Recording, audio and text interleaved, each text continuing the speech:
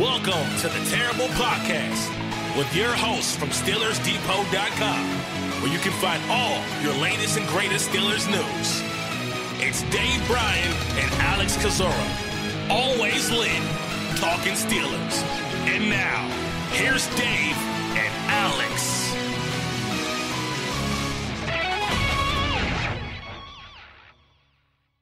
Welcome to the Terrible Podcast, Season 10, Episode 91. He's Dave Bryan. I'm Alex Kozora, SteelersDepot.com. Thanks for being here with us this Friday, Steelers Nation. Dave, how you doing? Washing those hands? Yeah, keeping washing. I think all the trips back and forth to the dang Walmart are done with, man. How was Walmart out in Nevada? You got toilet paper out there? You got shelf stock? No toilet paper, and just started to get the ground beef back in. That was my big concern. Having meat on hand and all like that, and ground turkey and stuff like that. But it took a couple trips and keeping my 12-foot social distancing.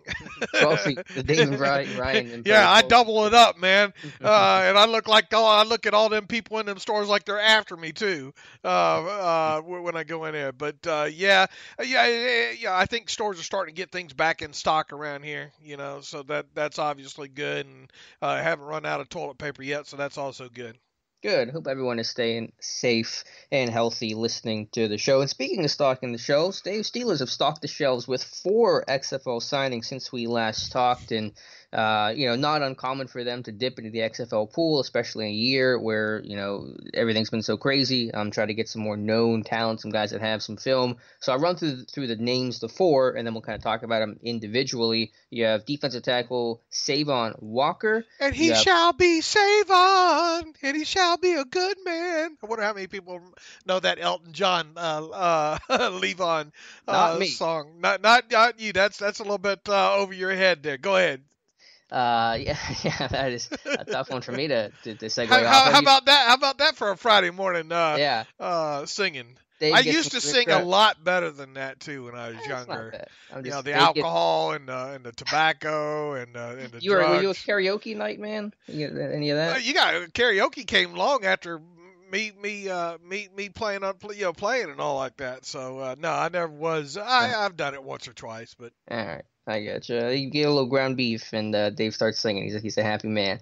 Anyway, back to the XFL signings. I also signed offensive tackle Jaron Jones, safety Tyree Kennel, another Michigan man, no surprise there for Tomlin, and former Steeler was in camp last year, Christian Kuntz, the long snapper. So those are the 4 signings added to the offseason roster. Relatively minor moves, not going to change draft plans for people who are asking, but a lot of people are asking, does this change any draft plans for any of these positions? No, it does not, but good offseason depth nonetheless. Yeah, we knew a few of these XFL signings were coming here. We just didn't know how many. I would suspect maybe even as many as 1 or 2 more might trickle through here in the next week or so. None of these are probably going to become official for quite some time, however, because of them wanting to make sure they get as much money out of the XFL as possible. I believe once they sign with a team, an NFL team officially, then I think the XFL money stops there. Okay. So I think I don't think you're going to see a lot of these XFL guys, or really pretty much all of them, their signings be made official for quite some time now. It's almost like, even though they're not, even though we're past the start of the new league year when futures contracts aren't signed, these are probably sort of like futures contracts now. Mm-hmm. Right. So I imagine it's going to accidentally take some time to send that paperwork over for these players so they can... Yeah, why wouldn't you? Because I mean, don't get paid. Right, and those players, outside of workout, money or whatnot, obviously they don't get paid those salaries, the regular base salaries unless they make the team. So they better start getting that for real, that good money, that they're kind of owed from the XFL in the meantime there. So once again, I wouldn't expect these XFL signings to be made official for quite some time now. Right, and I doubt there's any off-season workout money to be given out this year. There probably won't be any off-season workouts. But to the point, to the players, Savon Walker, I guess maybe one of the bigger names here. He had led the XFL in sacks with 4.5, I believe, in the 5 weeks that the XFL had existed before the whole sports world stopped. So the sack leader, but 4.5 sacks is his total. I'm guessing it's going to kind of be an undersized nose tackle listed at 6'2", 290. Maybe play some 3-tech, some 1-tech. That's my guess for him. Jaron Jones is interesting. He was a D tackle at Notre Dame. He got converted to offensive line once he made the jump in the NFL. Good size at like 6'5", 320 with 35-inch arms. I'm sure still fairly raw as an offensive tackle, but we'll see how well he's looking with the conversion. Kittle, I think, is a guy that's interesting. Michigan guy, like I said, a thumper, really kind of Marcus Allen type, where he's a good tackler, hard hitter, not offering much in the way of ball skills. And then the long snapper is your long snapper. Right, and don't forget that Kuntz played a little outside linebacker. Oh, yeah. He even had a sack in that Carolina, that last preseason game last year. I was going back through and said, sack. I didn't remember the sack. Of course, by that time, that 4th preseason game's winding down. We're about ready to start getting some other things on the site done and all like that. But a guy that was a long snapper for him last year can play on some special teams and can play as an outside linebacker as well too. Obviously, more than anything, he's being brought in as a depth long snapper there. And the funny thing about him is I don't think he learned. I think after his rookie season of not making it, didn't he enter the NFL with the Patriots, I think, as an undrafted free agent linebacker, didn't make their squad. I think sat out that whole rookie season. That's when he decided, look, I better learn how to do something else. And he basically learned how to long snap, I think, or worked on his long snapping from there on out. The other guy, Savon Walker, some effort sacks in there in the XFL, some good bull rush in there. They better tell that man to eat a little bit between now and the start of training camp there. But look, I mean, they need some bodies in there to compete for the backup nose tackle spot, and coming off the XFL, he should have some conditioning going for him. About the safety out of Michigan, a former captain as well too, I think. So that's something to keep in mind with him. And really, I think you hit on it. Perhaps the most intriguing guy is the converted defensive lineman turned tackle there. What's the last name? Jones? Yeah, Jaron Jones. Yeah, Jaron Jones. This is a guy that after was it last year that he decided to switch with the Giants over from defensive side of the ball to tackle, or was it? Timeline is kind of confusing because he bounced around so many teams. My understanding was Seattle had converted him like a year, I think in 2018, I think it was. But he's been around a lot of places, so it's kind of hard to track exactly when he made that switch. All right, I thought I read something where it was the Giants, but I might be wrong on that. But regardless, him flipping over to the other side of the football there. I mean, how many times have we seen this now with some of these guys with the athletic build and the size that don't work out as defensive linemen? You put them in the hopper and see what you can do with them. So I mean, your starting left tackle is literally that. Exactly, and we'll just have to see what happens with him. He's definitely got kind of the athletic profile, got the build and all. Just needs a little bit of seasoning. So I think with the practice squad growing by another couple players this year, I don't know. Maybe he's a guy that can end up on that. Of course, it's way early to project that kind of stuff, but that's the first thing that kind of thought that jumped through my head is the Steelers have a long history of trying to make these kind of conversions like this, and why not spend a year trying to work on this guy? Sure. That's a really good point, and that's probably a fun project for Sean Surratt. And, you had some XFL, not XFL, it was AAF guys last year get signed, and a couple of them still sticking around. J.C. Hassenauer on the team. Cam Kelly made the roster. Things didn't end well for him, but maybe these guys end up, carving out a role too. So was Henry Monroe one of those guys or no? Not according to Matthew's article, but he might have been. I'm not sure. But Matthew has listed last year Cam Kelly, Hassenauer, Casey Sales, Greg Gilmore, Winston Craig, J.T. Jones, and Jack Tocho. So those are the guys he has listed. And Hassenauer, Kelly ended up sticking with the team in some capacity. All right, Dave. So do we know how many guys are on the roster right now? Is it like 73? No, I think it's 70 now. It's 70 now? Okay, yeah. So still a lot of spots open on this 90-man. Absolutely. And, like I said, we might see one or two more XFL guys probably at most. And then, obviously, the rest will be added in via the draft and undrafted free agents.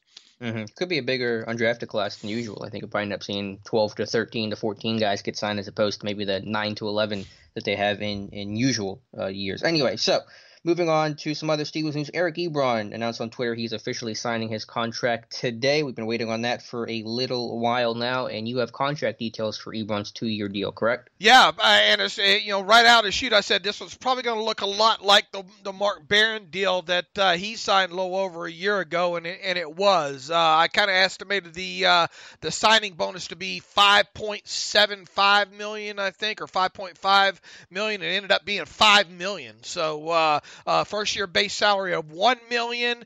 His first year cap charge I estimated would come in probably between about $3.5 and $4 million. It came in at $3.5 million on the nose. In essence, this is a 1-year, $6 million contract, Alex, which is a bit surprising that Ebron couldn't have got himself more than that out on the market, to be quite honest with you, because the Steelers can get out of this thing very easy next March. There's a $500,000 roster bonus that's due on like the 5th day, I think, of the 2021 new league year. So if that would be the time to jump ship on him if they need be, and save $6 million in cap space in the process. So you might as well look at this as being a 1-year, $6 million contract with really a second-year option for another $6 million. What is the dead money in 2021 if they were to cut him? $2.5 million. Yeah, half of the signing bonus. Yeah. What is Mark Barron's dead money for 2020? It's a little bit higher than that, I think, because I think they actually gave him a little bit more money in the first year to sign him than that. The Barron dead money on the books is $2.875 million. But again, pretty darn similar overall. Pretty darn similar overall, except Ebron didn't do as well as Barron did. Yeah. And for a younger player with supposed upside, I'm not flashing the red light, but I've got my hand on the switch. You're at yellow light.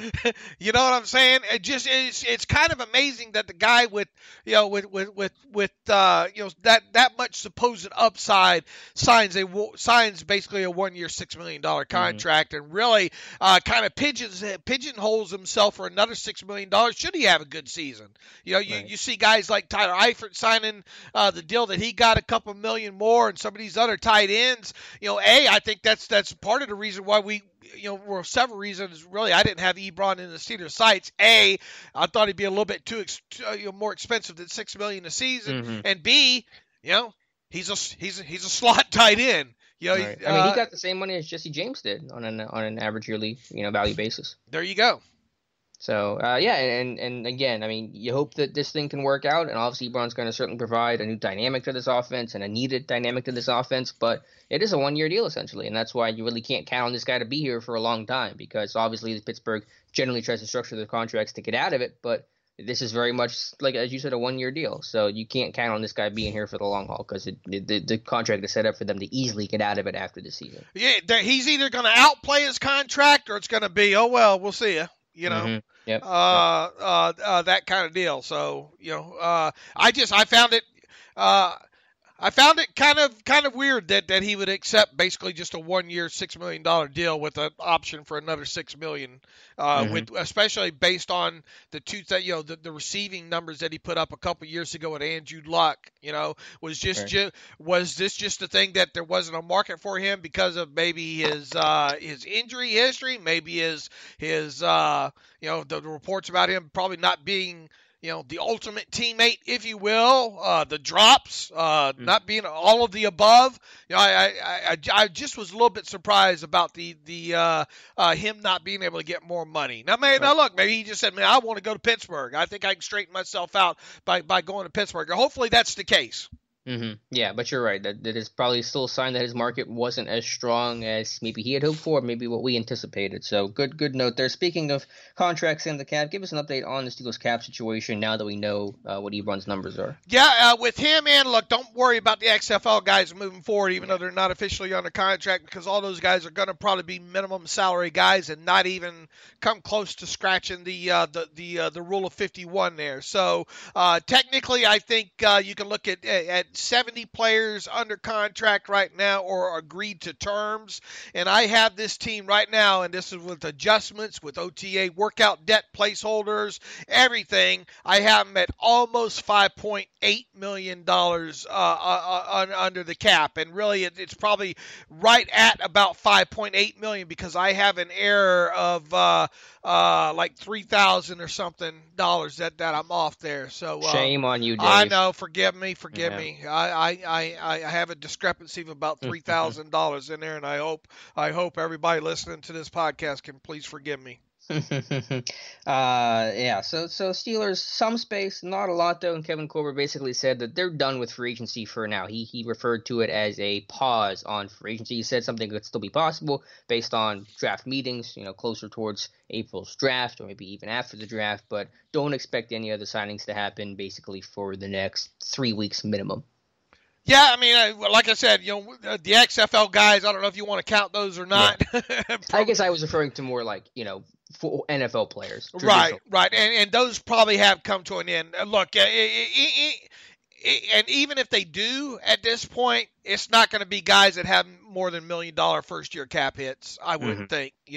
Guys that would barely move the needle on the salary cap because, $5.8, $5.9 million is about where they probably wanted to be at this time as well, too, because you still got, you still got $1 million you're going to need to sign your draft class and your undrafted free agents. You're going to need a little over, I think, more than $1.6 million to sign your 12 practice squad members. You're going to need another, nearly $1.3 million to sign a 52nd and 53rd, have a 52nd, 53rd player on the roster. And boy, I just used up 3-point-something million of that cap space there. And we know the Steelers like to keep between about $5 and $7 million in available cap space come the start of the season. So if you project out maybe an extension for Cameron Hayward, an extension hopefully, or they're planning on an extension for Bud Dupree probably,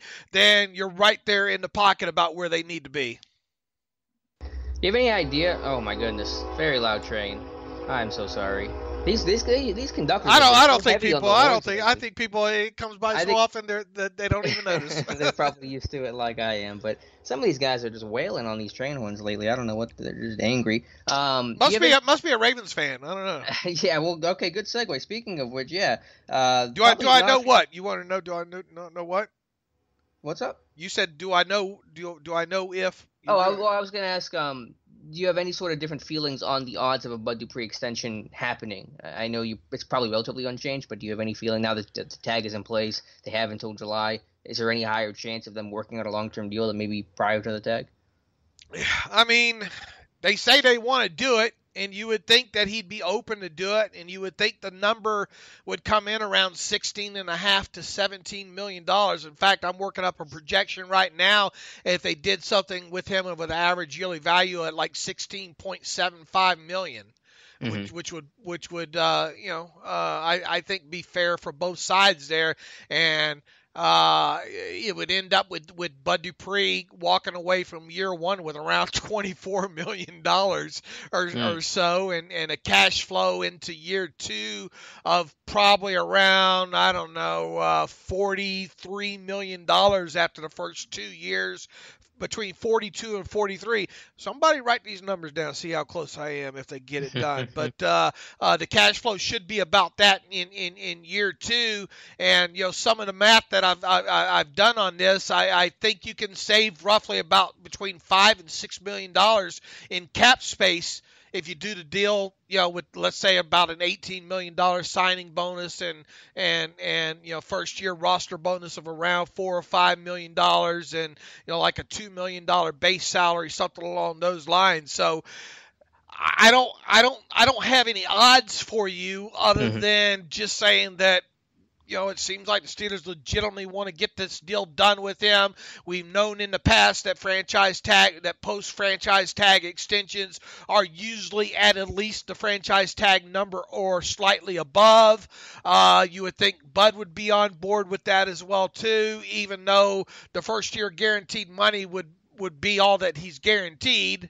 I don't see any reason why he wouldn't do it. So I would say the odds are a lot better than, let's say, a Le'Veon Bell situation that they had a couple of years ago. So I'll put I'm 75% confident they'll get a deal done with Bud before July 15. Oh, wow. Okay. I didn't know he'd be that high on it. I'm asking an open-ended question here we might end up hemming and hawing about, but aside from Le'Veon Bell, has there ever been, under Kevin Colbert's tenure, a franchise tag player who did not eventually sign a long-term deal off the franchise tag? Wasn't it Jeff Reed? Maybe, but kickers didn't Jeff Reed hold on, man. I actually, believe it or not, did a post on that. Did you? You know what? I'm not surprised at this point because I know, like, obviously Kevin Colbert has always said with the tag, anytime we tag a player, our intent is to do a long-term deal. And I'm just trying to think of guys that didn't work out where they ended up playing the 1 year of the tag, ended up going somewhere else. Le'Veon Bell obviously was that whole circumstance, but I'm wondering if there's been anybody else because I can't even think about who all has been tagged and their history afterwards. Well, obviously you had Le'Veon Bell back-to-back. Sure, yeah, but him aside because that was such a you had Jason Worlds in 2014 got the transition tag, right, and did not sign a deal. Before that was Lamar Woodley in 2011. And he got his deal.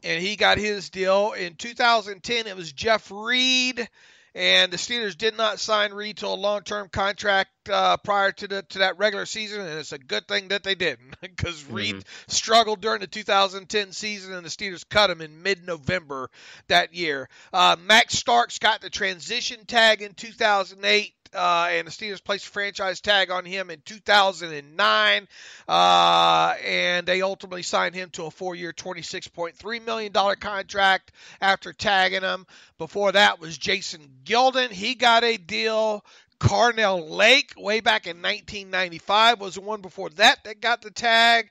And then before that, Eric Green, back in 1994, was the first player to receive the franchise tag from the Steelers. And he did not get a long-term deal elsewhere. Drew Rosenhaus certainly didn't embrace it. The tag amount that year for Green was $1.434 million, and while the Steelers reportedly offered him a 4-year contract that averaged $1.8 million, he wanted roughly $1 million more than that per season. He held out the entire offseason and ultimately relented and signed the tag, and then was obviously gone after that. Yeah.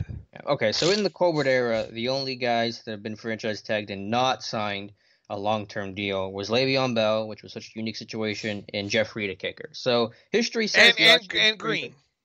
And who? And Green.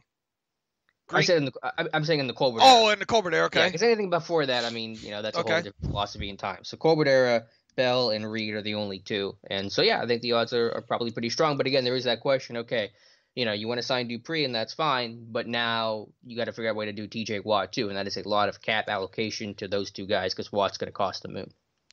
Yeah, but I mean, it can be done, especially, look, we don't know how much the cap's going up next year yet, and I know everybody's fretting over the 6 restructures that have got done, but people say, well, this is the salary cap sky is always falling with Steelers fans, right? And the closest we've ever come to the sky actually falling, I think, was a couple of weeks ago, because of the unknown with the CBA and the 30% rule. But once that 30% rule went out the door, man, it's business as usual. How different would this offseason be? Because that thing passed by like 51 to 48%. If that thing did not pass, man, we'd be looking at a different landscape right now. I mean, it's hard to say, right? I mean, well, they just could not have done the things that they did. I mean, these restructures would not have been as impactful. No. You would have had to cut more people. I don't think you're not signing Eric Ebron. I don't think you're signing Eric Ebron. No. Yeah. Who else have they? Probably not able to trade for that inflated Wormley $2 million salary. So yeah, that opened up a lot of stuff for them. Obviously, I mean, you could have still done Wisniewski. Yeah. You probably would have been pushing it. I mean, really, the Watt deal did not use up effective of effective cap space, but it probably would have been Watt and Wisniewski, and you go into the house. Yeah, honestly, that sounds about right. There, and obviously a few other players would have been probably cut along the way as well too, or even if you could have worked out the contract kind of redo with McDonald, would you been able to do that with the 30% rule still intact too? Good point. Yeah. That's something else to consider there. So maybe McDonald would have been out the door there, but yeah, it would have been a whole. Like I said leading up to that, I think I would have learned something new had they gone that route. But obviously, once that went out the door, they were lined up at Omar Khan's office there getting those restructures done. They were. So again, you said 5.8 million in cap space left? Yeah, 5.7, 5.8 million in cap space, and I wouldn't expect them. So sorry, people that are. I apologize to the people that wanted the team to sign Jameis Winston. I'm sure they're not going to stop talking about it until he finally signs somewhere. I'm rooting for James Winston to sign somewhere just so people can stop talking about it for Pittsburgh. That's my main rooting interest right now. We mentioned Wormley earlier. You mentioned about Ravens fans maybe not being too happy, and with good reason, because just as a little side note about that deal, the Ravens, I think, were partly compelled to trade Chris Wormley because they beefed up that interior defensive line with the trading of Calais Campbell and with the signing of Michael Brockers.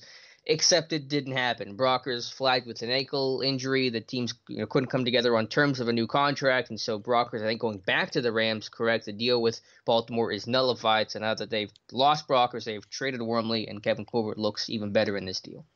Yeah, no, look, I mean, are they sitting there crying over their spilt milk with Wormley?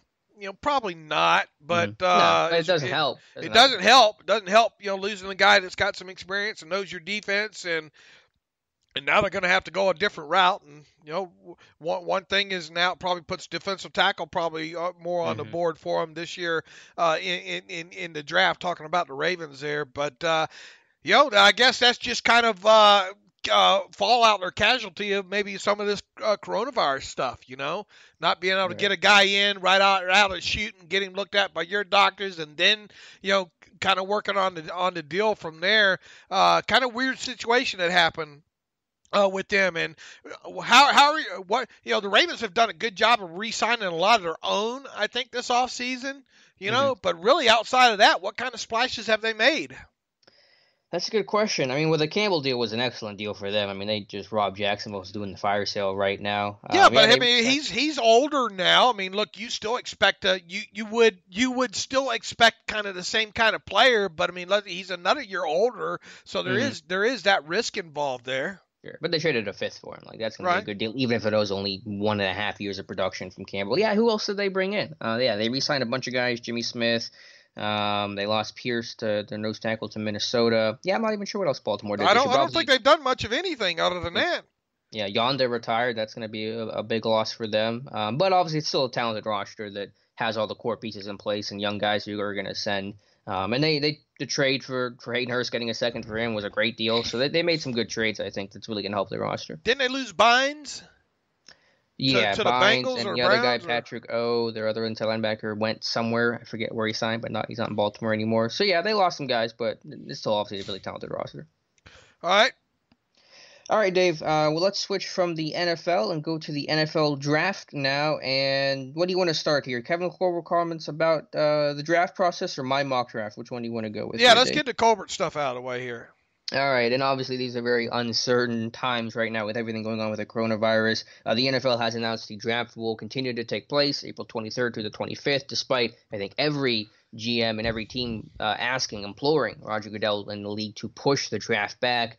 They're not going to. They're going to keep it as scheduled. Obviously, it's not going to happen in Vegas. It won't be this big event. It's going to happen in studio, basically no people around, which is a smart, safe thing to do. But beyond that, Kevin Colbert talked about how it is a disruption, and they're working from home right now, working from the living rooms. The draft room won't be, that war room won't be packed with people the way that it has in the past. So this is going to be a challenge that's felt by every team. Everyone is working at this disadvantage, but it is going to be a real challenge for all these teams, Pittsburgh included. Absolutely, and funny that he, Colbert mentioned that. Look, we harken back to the times in 1974, and that the greatest, perhaps the greatest draft class of all time. The greatest draft class. I didn't say that confidence. Yeah, and then you throw in Donnie Shell, an undrafted free agent, in on top of it there, Mm-hmm. And back then, obviously, they didn't have combines, they didn't have pre-draft visits and all like that. But they did have Bill Nunn. They did have Bill Nunn. Right. So look, I think that's a little extreme there, but I get it, and the Steelers have a process here. They're still able to video chat with a lot of these guys, but I think you're going to try to eliminate kind of as much of the risk factor as you can possibly in this draft class right now. So, some of these smaller school kids, maybe some of these guys would kind of question, kind of guys that you said to yourself, okay, later on, we want to look a little deeper into some of these things going on with this kid. I think you just stay a little bit closer to the vest here with some of your principles and all like that. Might be a little bit harder to find out a little bit more about the hearts and smarts.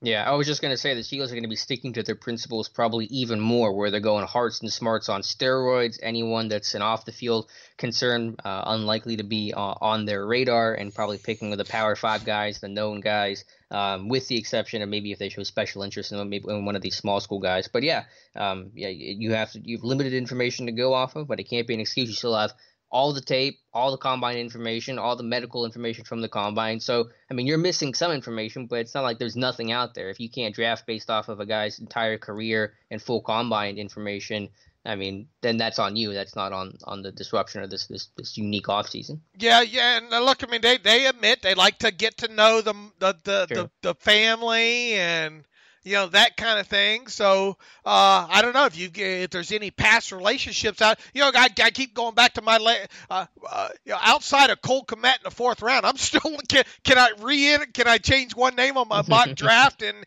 resubmit it, because man, that's I'm really liking the first couple of selections there with Cesar Ruiz and Antoine Winfield Jr. Because I bet Mike Tomlin already knows quite a bit about that young safety, Yeah. And then obviously with the Steelers being all over the Michigan Pro Days since way back when dinosaurs roamed the earth, they probably already know quite a bit about Cesar Ruiz as well too. So I think you're going to see a lot of be able to draw a lot of dots when this thing is over.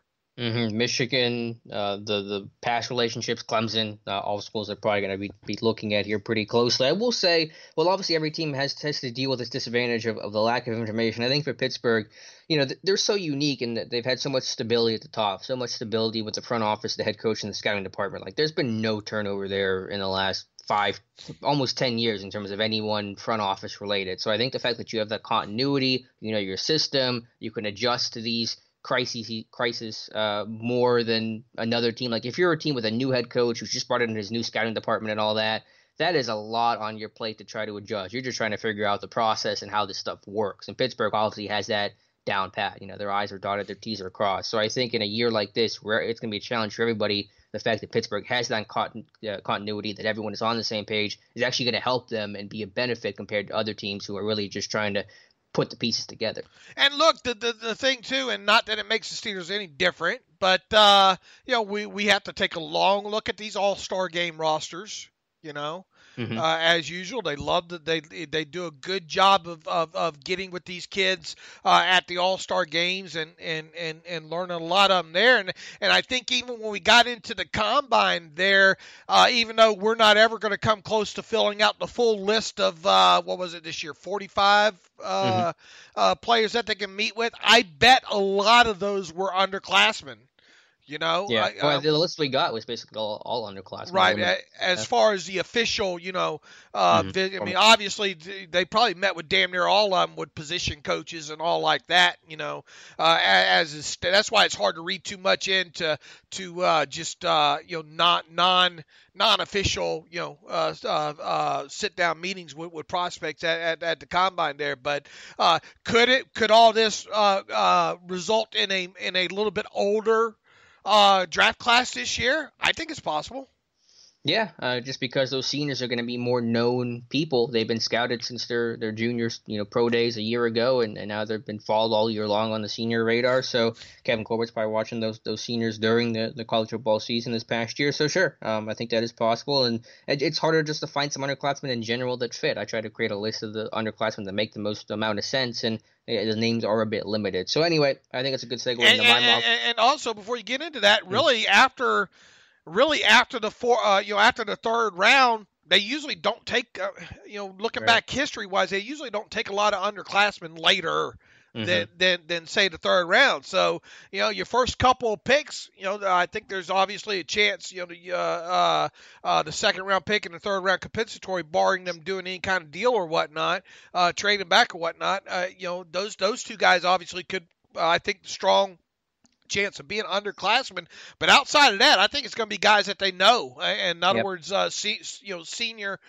players, and senior players that were at an all-star game, right? Shrine and Senior Bowl specifically. So I had my mock draft version 3.0 go up on Wednesday on Steelers Depot. I did not start my first pick with an underclassman, though I came pretty close to trying to slot one in there, but ultimately I went with defensive tackle, nose tackle, Neville Gallimore from Oklahoma. And I took a little bit of flack for this because, okay, it's a nose tackle. They get traded for Wormley, and, what's the premium value on the position? But I still say you're playing in the AFC North with, Joe Mixon, Nick Chubb, Mark Ingram, Lamar Jackson. You better be able to stop the run because it's December football and you're going to be in base defense a lot more than 30% of the time. And Gallimore's a kind of a one-to-one Hargrave replacement where he's a new age defensive tackle that can rush the passer, play in sub package. And not only is he going to help you this year, but let's be honest. Okay, next year, Tyson Alulu probably gone. Chris Wormley entering last year was rookie deal. And Cam Hayward, as much as I love him, it's going to be, I think, 32 years old next year. And so you have to start thinking about, reducing his snap count a little bit and maybe some life after Cam Hayward. So I think Gallimore helps you in a lot of different ways.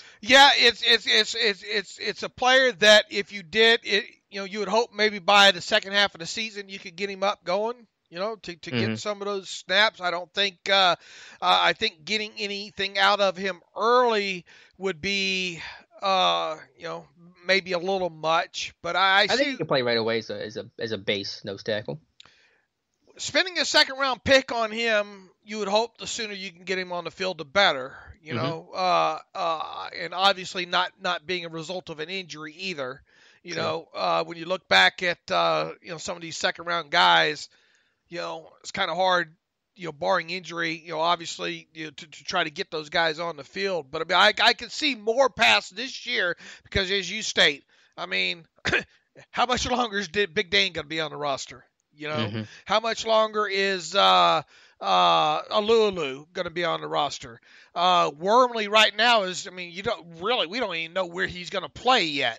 And beyond that, he's still only under contract through next season. So yeah, I understand why you got pushback for this. I do, but I do like the player as well. Yeah, I like the player. He plays with good effort. He's a good athlete, and a very similar profile overall to Hargrave. Like Gallimore, 6'2", 304, 32 and 3/4-inch arms. Hargrave was 6'1", 309, 32-inch arms. Very similar. Like Gallimore's thing is overall balance and hip and ankle flexibility. Like his 3-cone time wasn't good. He ran a 7.97 3-cone, but Hargrave was 7.9 flat. So actually very similar there as well. Now, will he fall to 49? I won't guarantee it. He could go a little bit higher because he still had a good combine workout overall. But if he's there, I think he kind of checks all those boxes. What are the chances that he falls completely out of the first two rounds? Out of the first two rounds entirely, I think really low. I think a defensive lineman who ran sub 4.8 is going to go in the top 64. Okay. In the third round, I am hitting my underclassmen here, so I don't have the senior citizen class I had in my last mock draft. 102, I have the Steelers taking Tyler Biadasz, the center from Wisconsin. You want to get a good offensive line, get a Wisconsin Badger who grew up on a farm. That's my tagline with this pick, and that's Tyler Biadasz. Yeah, and I think even though he's predominantly center, I think you can maybe get some guard out of him if need be. Yeah, you teach him how to play guard. I don't think it'll be an issue. But when you look at as we already talked about with Stefan Wisniewski signing all, you can either go full on guard, you can either go full on center in this draft. You can go center that can play guard. I think your options are really, really open here, and Tyler Biadasz is going to probably be one of the first one or two centers off the board, right? Yeah, it'll be interesting. I mean, he'll be up there with Ruiz and Cushenberry and Hennessy. But yeah, I got Baez here, the Remington Award winner for best center in college football. 41 career starts. I believe they all came at center, so the guard resume is really non-existent. But he's almost 6'4", 314 with decent enough length that he can play guard. And you know my stance. I think it's easier to teach a center to play guard than it is a guard to try to play center. Right. Yeah, I back in my mock draft, it was going to come down to either him or Ruiz. I could really see Baez or Ruiz, one of the two, being selected by the Steelers this year. And Cushenberry, I thought Cushenberry. Yeah, Cushenberry too. Yeah, I think those are the three. Yep, and again, I know people were screaming about Jonathan Taylor. Well, I'm going to get the guy that blocked for Jonathan Taylor and really shore up that interior offensive line. I think making those heavy investments are really important, what this team has done for years now, and it's really paid off in a big way. In round 4, I'm going with a couple of Texas kids, starting with Brandon Jones, a safety from Texas, get a very Cam Sutton-type feel with a really high football IQ, and although Jones, limited by injury, was not able to work out at the Combine or the Senior Bowl, I think his tape is really good. He's an excellent athlete. He's versatile. He's a hard hitter. I think he's probably going to just blow these teams away with his football IQ, his work ethic, his preparation, and safety depth. I've said it so many times, safety depth is such a huge need for this team. Boy, when you look at, they are going to want them a kind of a sparky, versatile safety, you would think, at some point during this draft, and probably sooner rather than later in here. And I think guys like and Brandon Jones, what a great kid he is, man. Yep, parts and smarts. He's going to check those boxes. No doubt. Brandon Jones, Winfield Jr. I think people save this podcast. I really think, once again, you could see one of those two guys definitely be Steelers. So you know how I felt about him for a couple weeks now. Brandon Jones. I like the player. Yeah, I think you'll like this one more, and I'm stealing this one from you, Dave. Devin Duvernay in round 4 as well, the receiver from Texas. I think he is that perfect blend of slot and speed. There's a big debate. The Steelers want to go with a slot guy, as I've kind of advocated for. Do they want to go with a vertical guy who can take the top off a defense, running the 4-3s? I think Duvernay gives you both. I think there are some questions about his overall game and overall well-roundedness of his game, but again, slot, speed, ability to get open, as you said before, a great kid, very easy to root for, team captain. I think this one is that great blend of, as I said, slot and speed. You don't have to twist my arm on him, I didn't think so. It took me a little while to get to him down the list.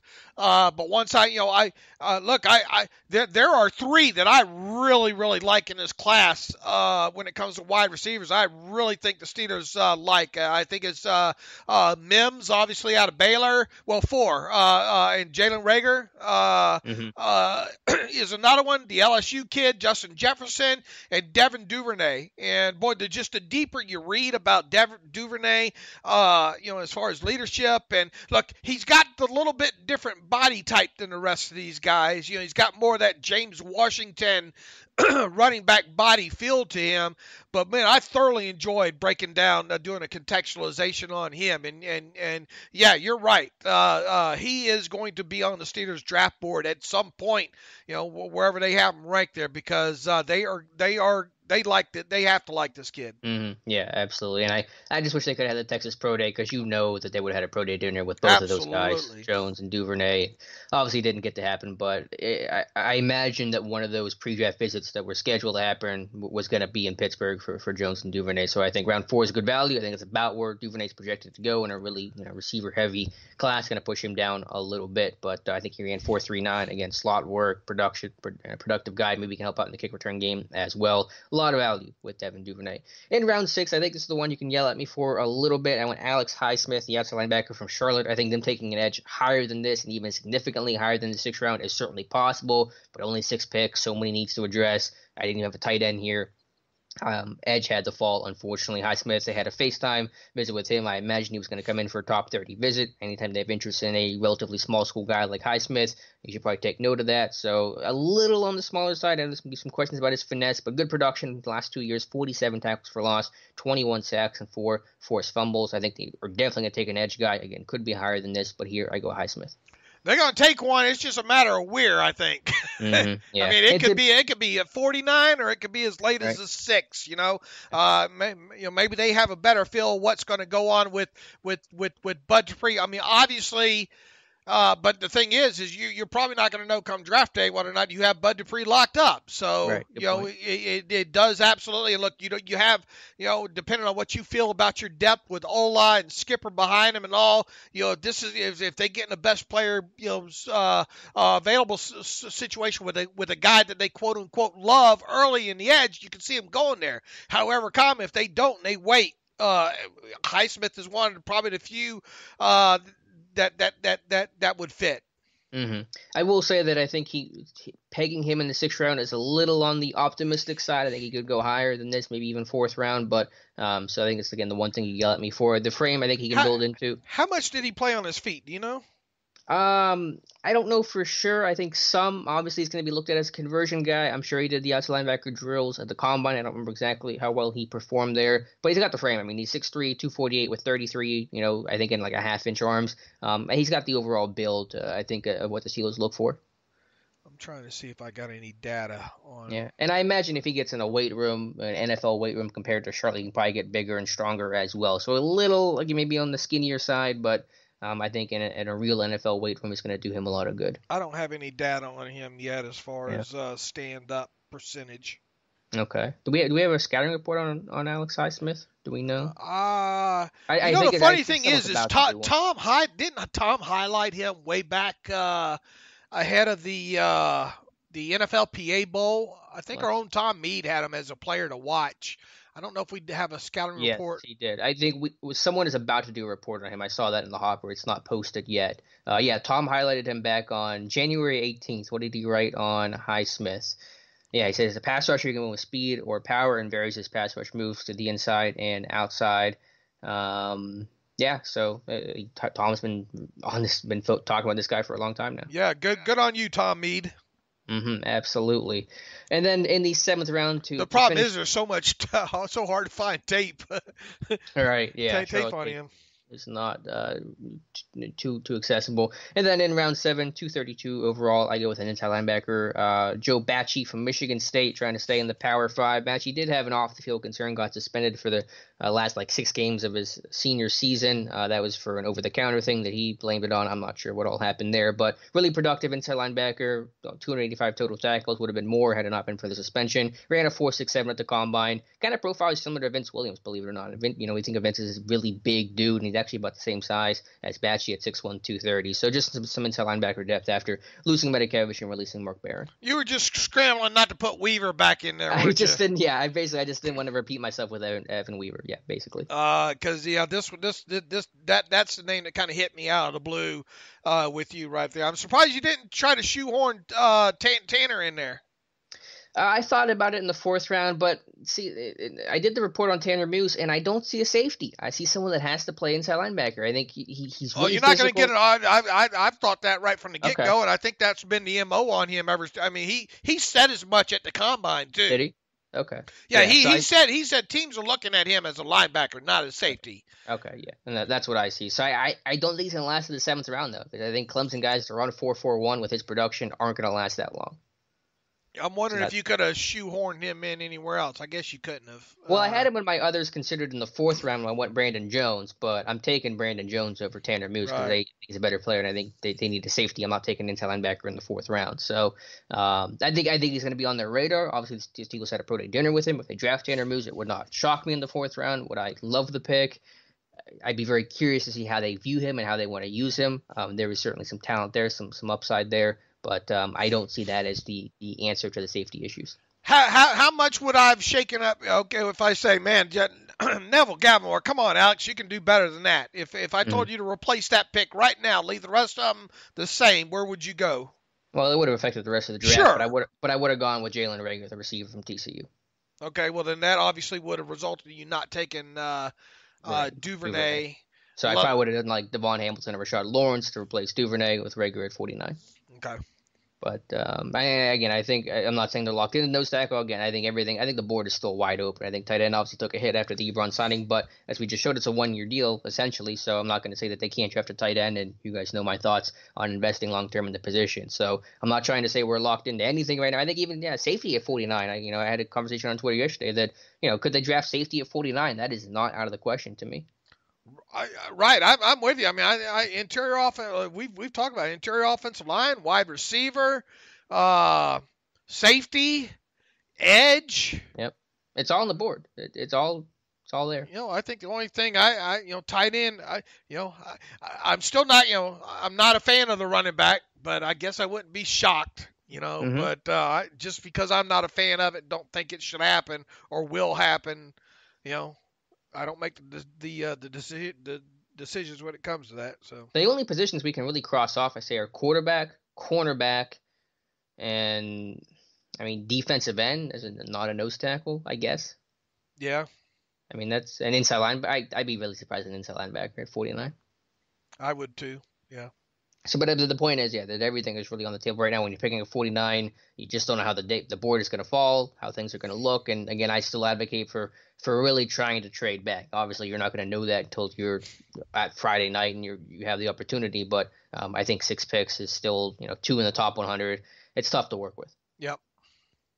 All right, Dave. What else do we have? Speaking of draft, you wanted to talk about some of a couple of W last names here. You're looking at an edge rusher here, Kenny Wilkes. I think that's how you say his last name, from Michigan State. What did you learn about him? What do you like about him? Yeah, look, I mean, this guy had an impressive video put out on the Twitter machine showing off some of his athleticism and all like that, and going back and looking at some things that some guys that I've still yet to hit on and take deeper dives into. He was a guy that made me want to go flip on the film all of a sudden. They're very productive career at Michigan State as an edge. Unfortunately, look, he fits from a measurable standpoint, except for the T-Rex arms. He's got classic Dave Bryant T-Rex arms. Yeah, he's got 31.25 inch arms and 9.5 inch hand size there.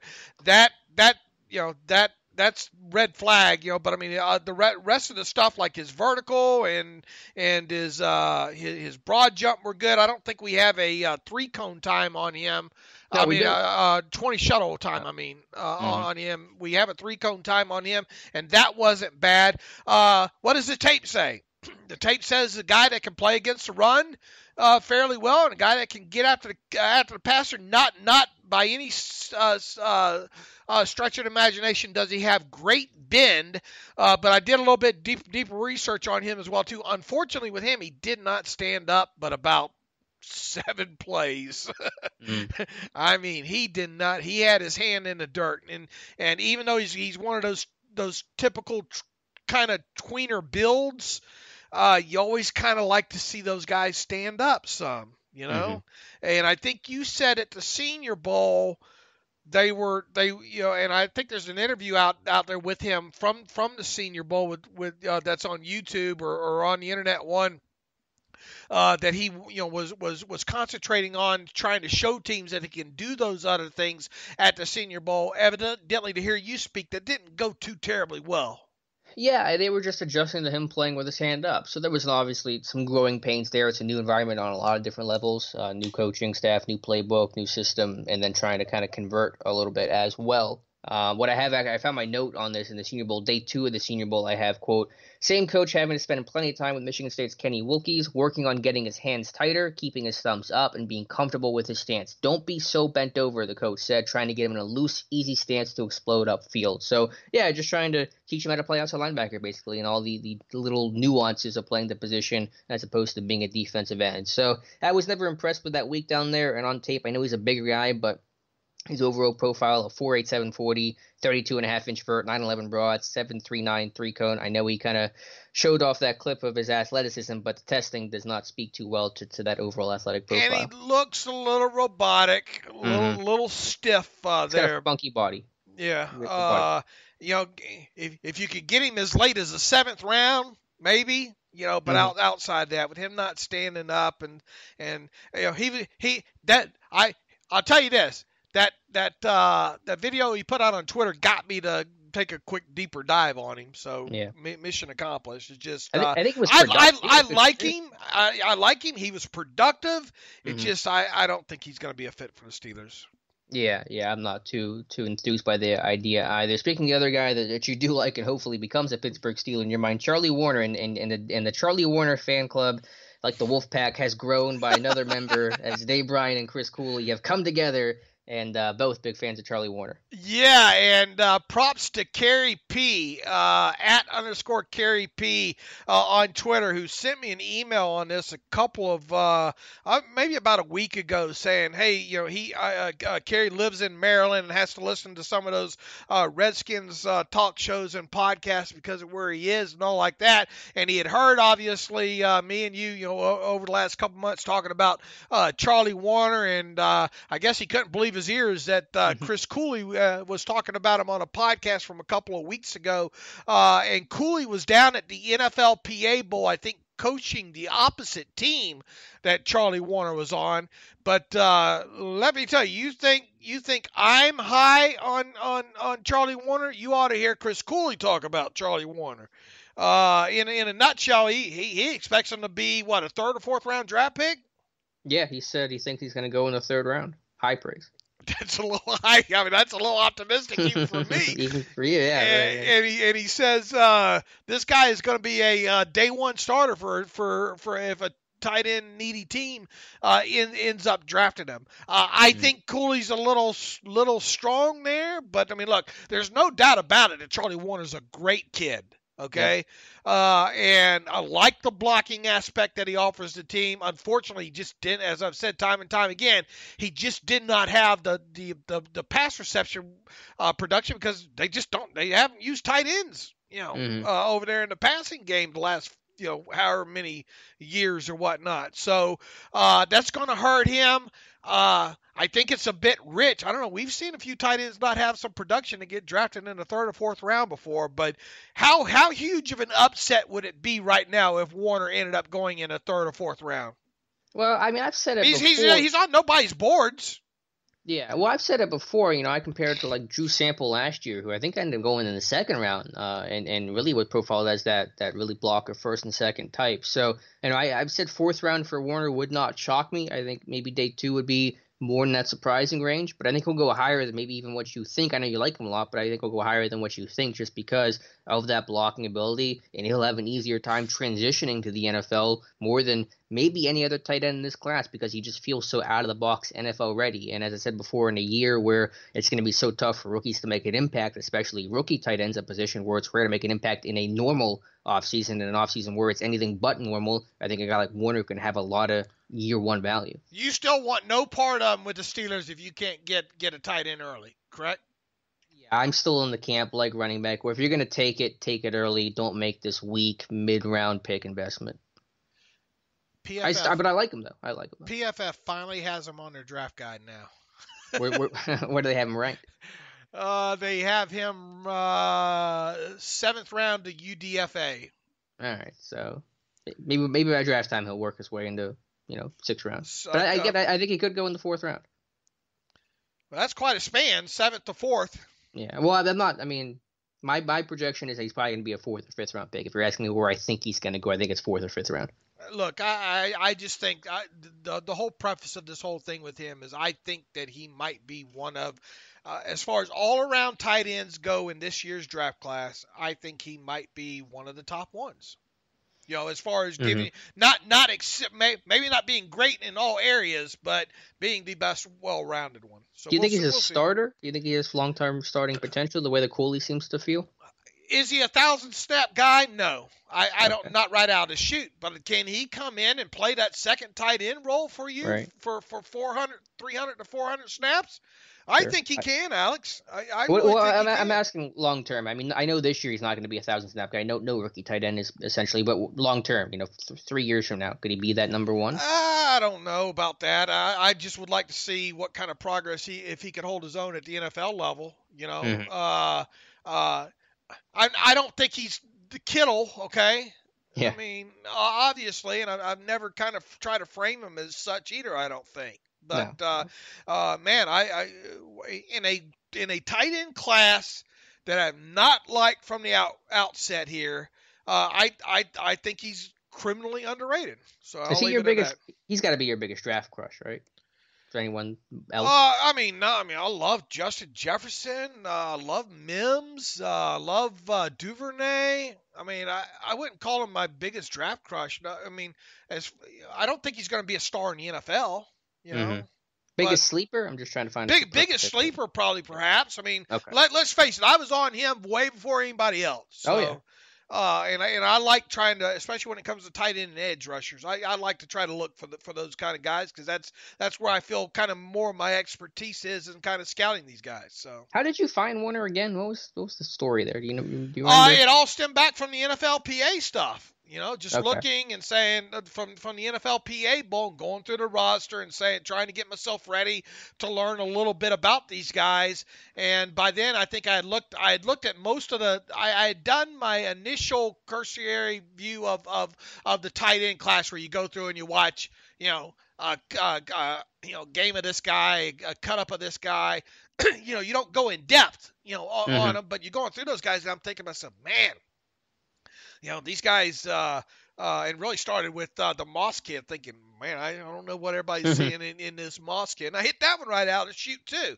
But you start going through some of these guys, and I'm start thinking, man, you go through the Bryants at Washington and all like that. I'm saying, well, where are these? And it caused me to dig deeper. And then when they were talking about Charlie during the week of the NFLPA Bowl, and then in the game and all like that, I did a deep dive on him. I said, okay, well, there's something there. So like I've said all the time, could this kid go undrafted? I guess it's possible. I think it'd be criminal if he did. Is he a 6th, 7th round guy? I don't know. But anyway, I thought it was amusing that Kerry sent me that link, and you obviously listened to what Cooley had to say. So I'm not totally out of my mind, right? No, you're not. No, hey, Chris Cooley. That's a really credible guy. Obviously someone that played in the NFL for a long time, and I think was advocating for Washington to take him because I think they need tight end help in a pretty bad way right now. One guy that I like a lot, maybe not at the Charlie Warner level, but someone I watched profile going up on Steelers Depot on Fridays is Ezra Cleveland from Boise State. And I see why the Steelers had interest in him. I think they were planning on bringing him in for a visit. There's just no chance he's going to be there at 49. But Ezra Cleveland from the offensive tackle from Boise State is such a smooth, efficient player. I think this kid's going to be a star in the NFL. Definitely a guy that's got to be that we know is probably on the Steelers list, right? Mm-hmm. Oh yeah, they wanted to bring him in for a visit, and obviously that didn't happen. But on their radar. Where do you see him? Where is his stock? I think it's going to be a late first-round pick. I think if the tackle class wasn't so good this year, this dude could be a top 15, top 20 pick. But given the tackle class, I think it's going to be late first round. PFF has Cleveland 4th-round projection. I think he had great taste. I think he's the next – this is going to be a really strong comparison, so buckle up. But I think he's the next Joe Staley. Wow. I think that guy's just so smooth, so efficient, enough of a run blocker. I think he's a plug-and-play left tackle for me. If he's there in your 3rd-round pick, if he's still on the board when the Steelers pick the compensatory, or heck, even if he's there at 49, do you consider that a free fall on him? Yeah, I'd be really surprised if he lasted to 49. I think this guy's going to be a first-round pick. If he's there at 49, it'd be a really compelling case because the value might just be so strong that you want to take that kind of guy. But I just can't see him falling. If I'm wrong, I'm wrong. But I just cannot see him falling that far at 49. Here's the bottom line on what PFF has to say about him in their latest update. Cleveland has the feet of an NFL tackle and doesn't have too far to go from a technical standpoint either. If his play strength continues to develop, he'll be a quality starter in the league. Yeah, I think he probably has to get a little bit stronger. I think that's fair. And obviously there maybe some minor competition concerns, and there was some stuff where I thought he struggled with some inside rushes, some inside counters. But overall, just the makeup and the profile and that athleticism he has at that tackle, the way he moves, not many guys move like that. And he tested like that too. He had some great testing numbers. So I think this dude's a plug-and-play left tackle. All right. Who else have you looked at? Josh Metellus, I'll have a report on him coming up soon. I like him, big hitter, really impactful guy. And then Tanner Muse is the guy we talked about earlier, where I think he's physical, great in the line, actually has good ball skills and tracking ability, but the dude's just so stiff. The dude is just so rigid. You mentioned robotic earlier with Wilkes. I think you could kind of say similar about Muse, and I just see someone that has to play close to the line of scrimmage. He's probably have to be an inside linebacker, and I just can't see him being a safety. All right.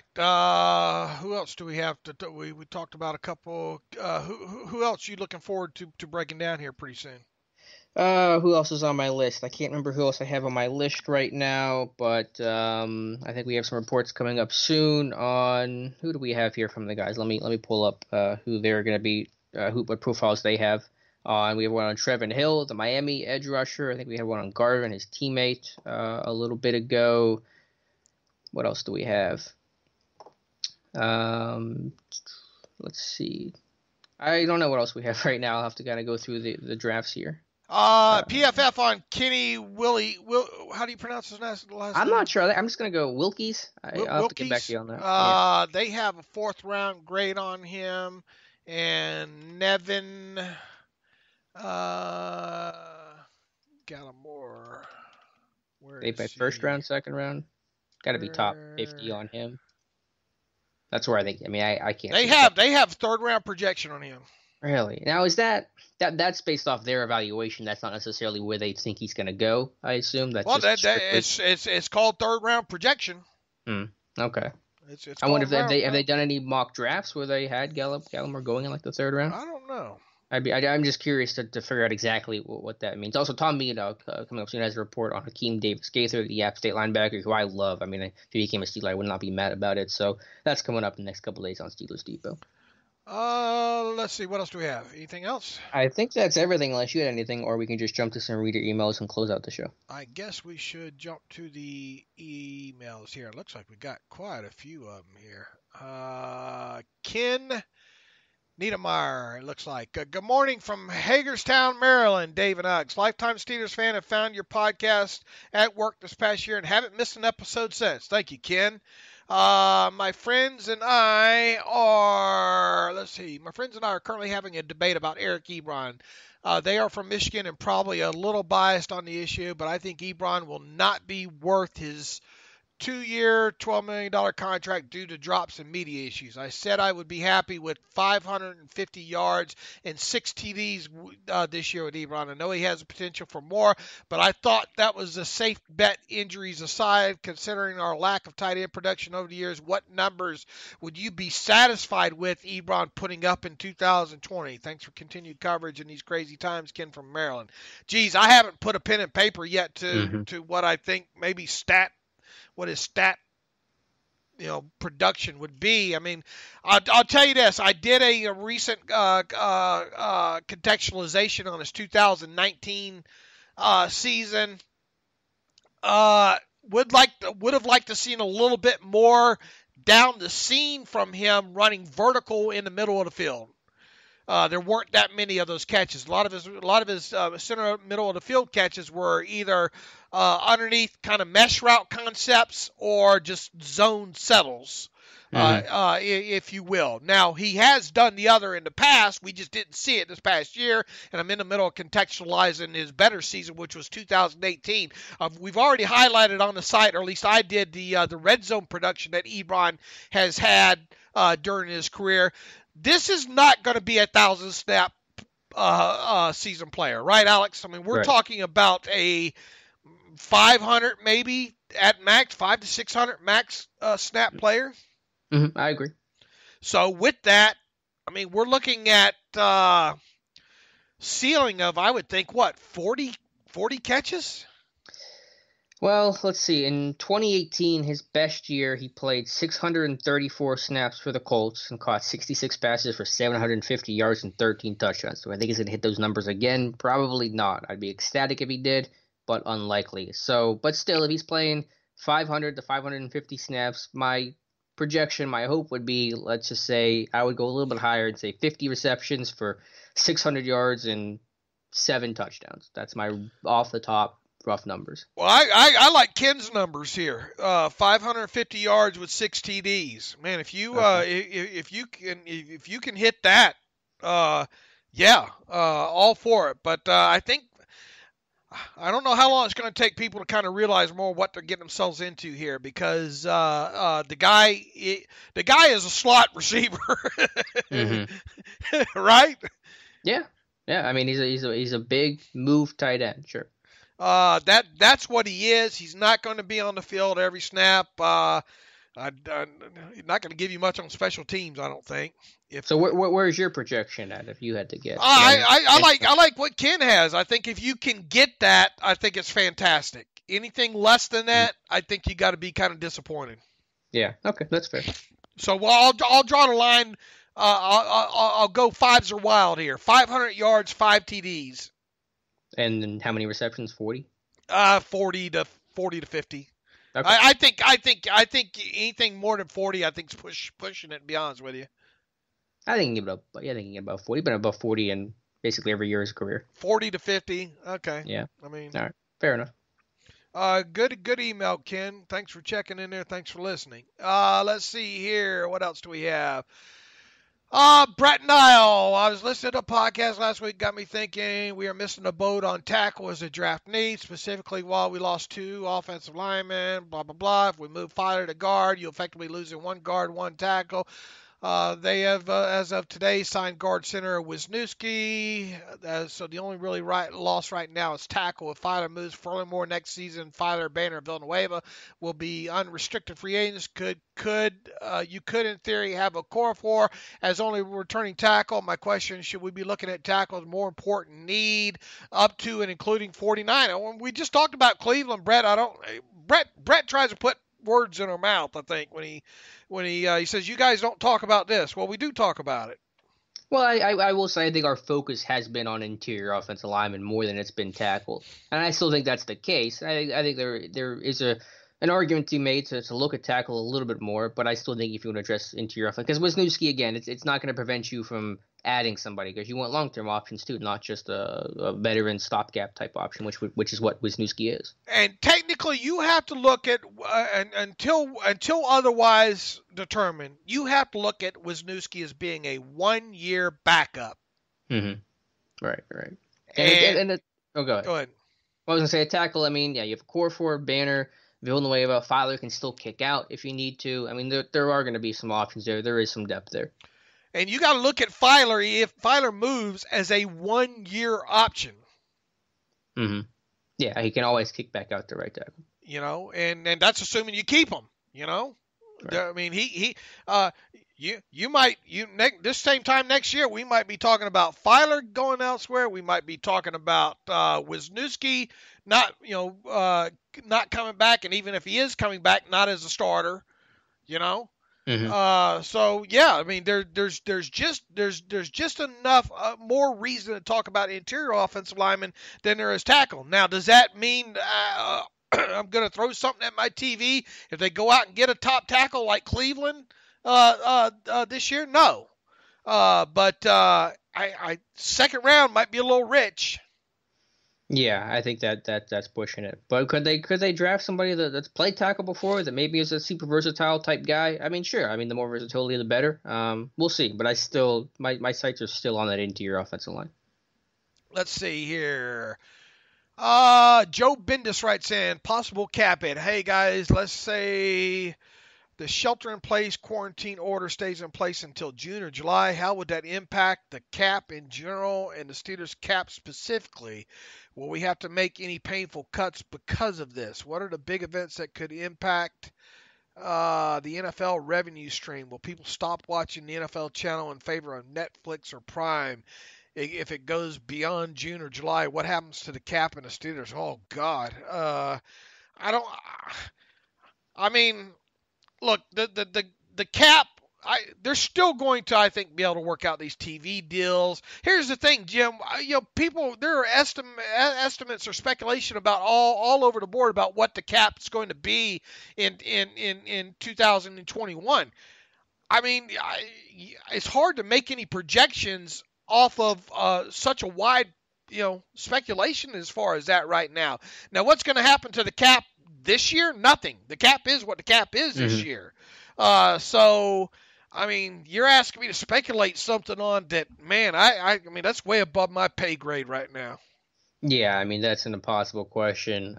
I don't think it's going to be that doom and gloom scenario cap-wise. I think something all teams will have to deal with. So I don't think they'll have to make tough cuts because this thing, this public health crisis drags into the summer. I don't think that's going to be an issue. Let's see here from Richard Hudspeth. Hello, Dave and Alex. I want to get some spot opinions on prospects I haven't heard you guys mention yet. Number 1, Cam Akers. Number 2, Ashlyn Davis. Number 3, Antoine Winfield Jr. Number 4, Colin Johnson. Akers, obviously the running back out of Florida State, right? And a guy that I think, what's your thoughts on Akers? Yeah, I mean, he's fine. He's up there with, Dobbins and probably a little behind Swift, but I don't know if he has the size that the team's going to look for at the position, so I don't know if he's going to be quite on their radar. The thing with him, I think he did a great job of making people miss in the backfield, if I remember correctly on his tape. I think of all the running backs, maybe at the top of the position group this year when it comes to running back, I think Akers did the best of making the most out of the little. Yeah, I mean, his change of direction ability, lateral mobility, I think him and Edwards Hilaire are probably the top 2 guys at that specific skill set. Would I spend a second-round draft pick on him? I wouldn't. Well, you know my thoughts. Yeah, I'm with you. Ashlyn Davis. I love Ashtyn Davis. Again, another guy like Brandon Jones has been limited by injury. Was at the Senior Bowl, but could not participate and could not participate at the Combine. But just really good tape. I put on his Oregon tape. That was the first game I watched. He picked off Justin Herbert, and really impressive guy. I would not be mad at all if he became a Steeler, even at 49 is possible. So big fan of Ashtyn Davis. And Antoine Winfield Jr., guy I've talked about a little bit. Love his ability to be versatile, man. You want to talk about a guy that you can move all over the place as a chess piece, it's him. Got the NFL bloodline, obviously. I'm willing to bet he's on the Steelers board as well, too. And I think people have him rated a little bit too high. I still view him more as a third-round guy that I think it might be pushing it to get him slide all the way down to the Steelers' compensatory pick in the third round. But I think he's kind of that third round kind of guy there. I like him, and would I be surprised if the Steelers drafted him in at 49? Probably, but I don't think it's out of the question there. I think Alex and I already mentioned it again and even earlier in this podcast. We wouldn't be shocked to see the Steelers take a safety sooner rather than later in this draft. Yeah, I think Winfield 49 is actually a decent possibility. He could even go higher than that. So I think I'm a little bit warmer on the idea than you are. And then Colin Johnson, yeah, big, lanky, 6'6" receiver from Texas. I like Duvernay a whole lot more. Johnson, the Senior Bowl, didn't really stand out a whole lot. He's got small hands for his frame. Kind of a poor man's Alan Lazard, I would say. So not too impressed with Colin Johnson. PFF on Winfield, third round projection. The bottom line on them, they say Winfield may not be the most physically gifted safety in the class, but he makes up for it with how well he understands the game. No safety in the class has better instincts than him. Sounds like a Steeler. What did he test? He worked out, right? He was where do we have him? I think he had good numbers. Yeah, he had really good numbers. 4.45, 36-inch vert, 10.4 broad. That's excellent. Yeah. Sparky, right? Yeah, he was a Sparky player. It's a little small. The debate about the size is going to be a concern. 5'9". Let's see, what else do we have here? Mark Urbaniak. Hey, Dave and Alex. Alex, you mentioned that this year it is more important to bring in veterans because of the limited time to bring rookies up to speed. Do you think this could also impact the way teams draft this year? Could certain positions fall further because of shortened preseason? Could that add a different strategy to the draft? Also, can you quickly explain the difference between 3-tech, 5-tech, etc.? You guys are the best at keeping me sane during this crazy time. Thanks a bunch, Mark. Mark, no, I don't think it's going to change how you draft positions, because obviously you're not drafting these guys just for 1 year. You're drafting them for ideally, multiple years, 4 years at least on the rookie contracts. I don't know if it's going to change the landscape of that entirely. What are your thoughts on that, Dave? Do you think it's going to change? No, I don't think drastically. I think, as we stated, though, I think we could see the Steelers kind of go, not obviously not affect their positions, but I think you could see them want guys that, maybe not as young this time. Mm-hmm. Yeah, I think it'll change kind of the knowledge of these guys and who are you comfortable taking and how risk adverse you're going to be. I think that equation may change just based off limited information. I don't think it's going to change the positions that you draft, though. No, not the positions that you drive. As far as 3-tech and 5-tech, look, everything is numbered. If you look at the line, 0 is over the nose, and let's just go from right or left to right there. So over the nose is 0. Just outside the shade of the center would be a 1. You could move over to the guard, and just inside the guard would be 2I, and then just continue to move out over the nose would be or over the guard would be 3, and then a 5-tech would be over the tackle or just outside the tackle there. A lot of times you'll see that. So it's all numerical, and you can find a great illustration of that just by googling technique on defensive line there, and it'll show you it's more about where the player lines up at versus the player across from them.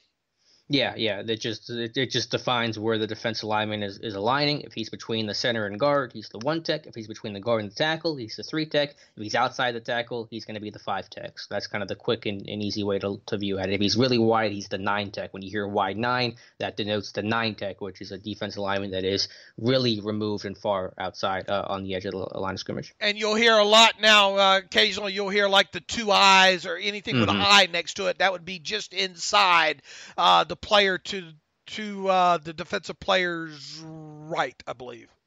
Yeah, to the inside. To the inside.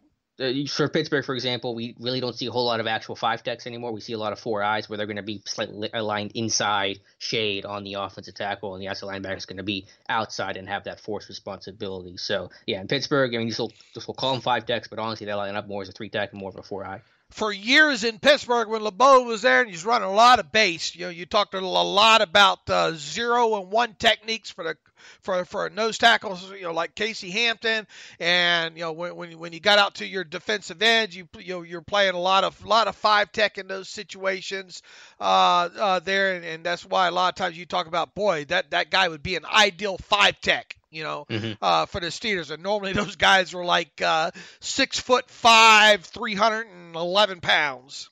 Yeah, the Chris Wormley. If you look at Chris Wormley's size, that is a prototypical 5-tech. Same with Cam Hayward, same with Stephon Tuitt. All right, thanks for the email there, Mark. Ted Webb writes in, meet only one Steeler. If you or Alex could only meet one Steeler, past or present, to talk to for like an hour and pick his brain, who would it be and why? Well, who would you go with, Dave? Dick LeBeau, and that's a coach. That's a good one. Hey, that counts. That'd be a great conversation. But I would love to be locked in a room with Dick LeBeau for a couple hours.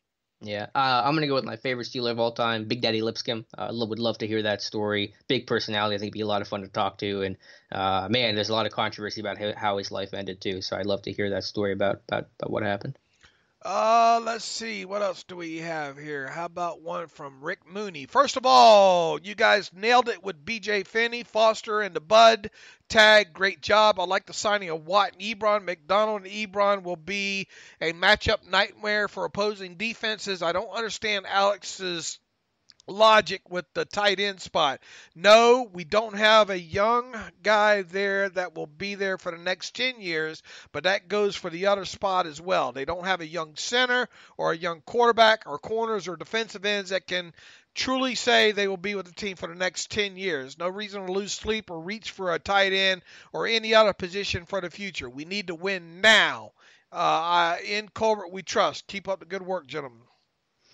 Well, let me go back to the last question real quickly, and I made a small gaffe. Chidi Awoma is still my favorite Steeler of all time, so I love to talk to Chidi. He works in Bless, though, but I still love to talk to Big Daddy. Anyway, to my point about the tight end, yeah, of course you don't want to reach for a guy. I'm not advocating take a guy that you don't think the value's there. I wouldn't advocate that for any position. My point is an overall matter of principle, where they've invested in centers, they've invested in cornerbacks, they've invested in every other position highly except for tight end, and it is the strangest thing because it's not like it hasn't been a need. It's not like Keith Miller just retired last year, something like that. I mean, they have not drafted a tight end above the 5th round since 2007. The only team in the NFL not to do that. It has been more than a decade, and that blows my mind for a team that is built through the draft, that is refusing to build through the draft with the tight end position. And that has obviously created a lot of issues where you're kind of in this churn of trading for guys and signing guys and hoping that these players work out, and sometimes that they haven't. So it's a matter of principle more with tight end than it is, okay, yeah, you must draft this guy. I would like to see it happen. If it doesn't happen, I'll live with it. But as a matter of principle, they've ignored this position, and they are paying the price for it.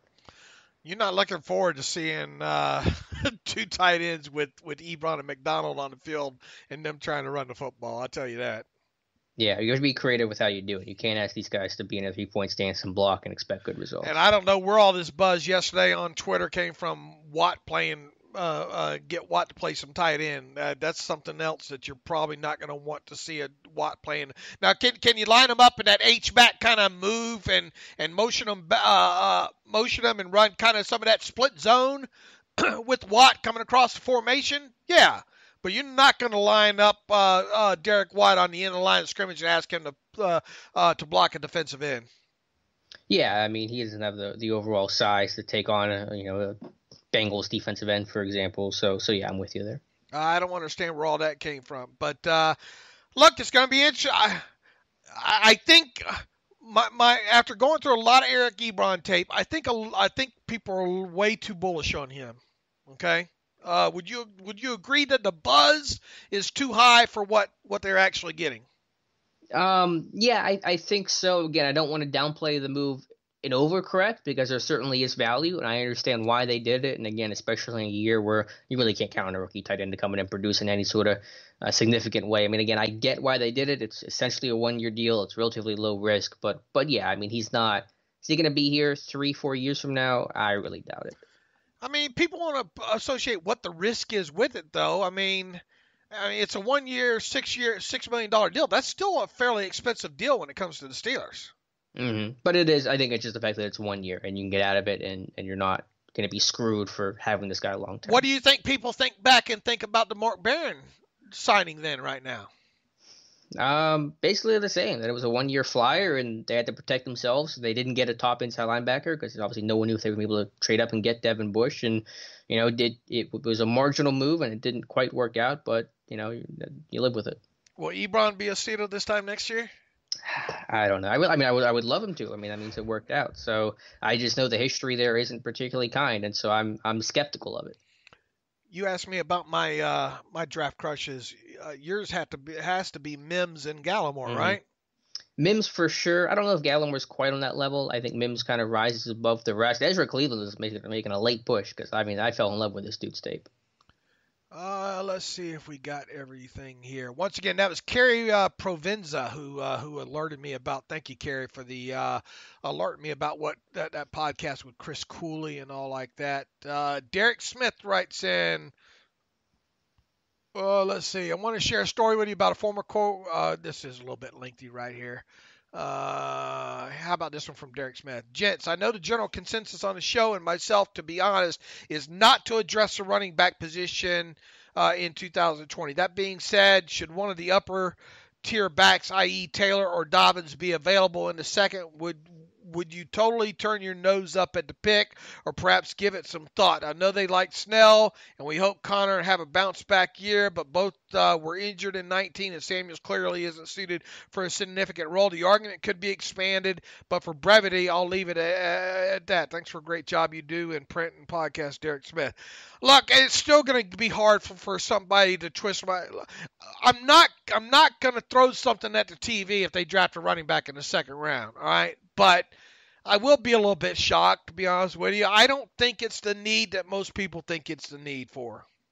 I'm with you. Yeah, I don't think it's so beyond the pale that they can't draft a running back. And listen, if Jonathan Taylor's there, he's going to be a tough guy to pass on. I think they're going to like Jonathan Taylor a whole lot because he fits exactly what they look for. 225-plus pound back with amazing speed and just insane production. That really fits what they're looking for. So I think they're going to be higher on the idea of Jonathan Taylor, for example, than I might be. But I still find it as a lot less likely than what many in the national media and even in local media are expecting and kind of explaining. And we might be totally wrong on it. I mean, we might be totally wrong on it.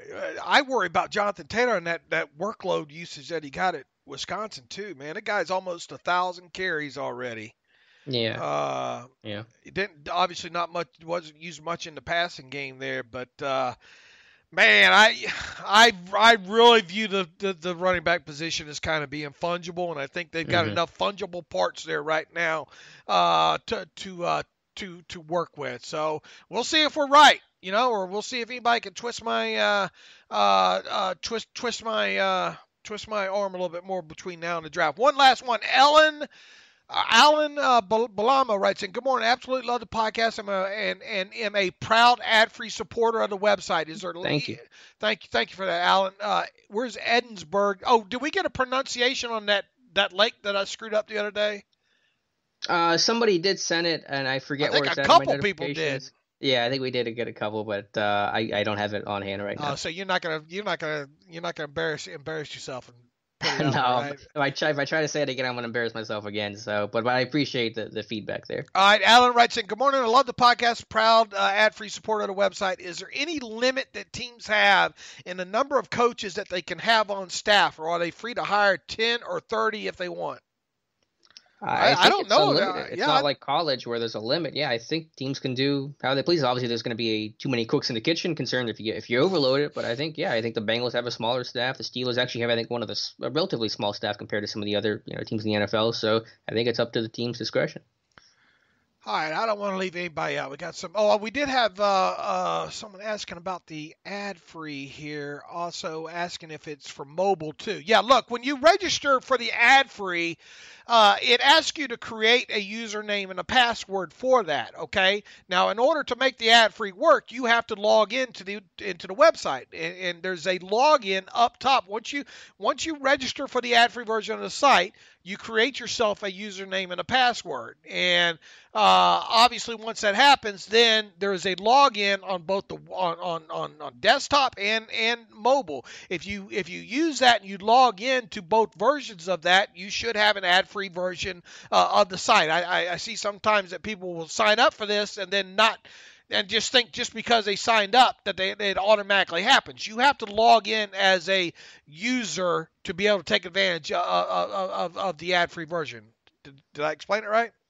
Yeah, I think you explained that well. Yeah, if for people that watch the Monday live streams that we've been doing again every Monday at 7 p.m., you'll see on my screen what the ad-free version looks like. So if you kind of want to get a preview of what it looks like and how quickly things load, check out the live stream. When I click around articles and stuff, you'll kind of get a feel for how ad-free looks. Maybe we'll walk them through the sign-up process of that, or walk them through or highlight that a little bit more if I'm able to join you on the Monday one again there too. Also, we're getting look, I mean, if you're looking for even more content during this time, sort of like a podcast and be more interactive, as Alex said, we do live stream on Mondays at 7 Eastern time, right? And they last right at about an hour. People get in there and chat, and we try to answer as many questions as we can, in an hour's worth of time there. Yeah, it's a lot of fun. So if you're free to join us, anyone can come in and ask a question, and I think it's worked well so far. And we usually post those on the site a few hours after they happen as well too. Yeah, usually they go up Tuesday sometime, next day. All right. Anything else for us, Alex? That's everything. Everyone, hopefully you're staying healthy, be safe, continue to be safe, and thanks for listening. Absolutely. And in the meantime, you can follow me on Twitter at Steelers Depot. Follow Alex on Twitter at Alex_Kozora. Follow the show at Terrible Podcast. Email the show, theterriblepodcast@gmail.com. If you like what we do and you want to donate to the cause, go to SteelersDepot.com, hit the donate button, upper right navigational bar. That'll take you to PayPal where you can make a secure donation. Thank you for everybody that's done that. Also, if you want to support the site and you want an ad-free version like Alex and I just talked about, for $25 for 1 calendar year, you can have an ad-free version of SteelersDepot.com. Go to SteelersDepot.com, hit the ad-free button up right navigational bar to take advantage of that. Once again, the email, theterriblepodcast@gmail.com, if you want to ask a question for the show. Until Tuesday, as always, thanks for listening to the Terrible Podcast with Dave and Alex.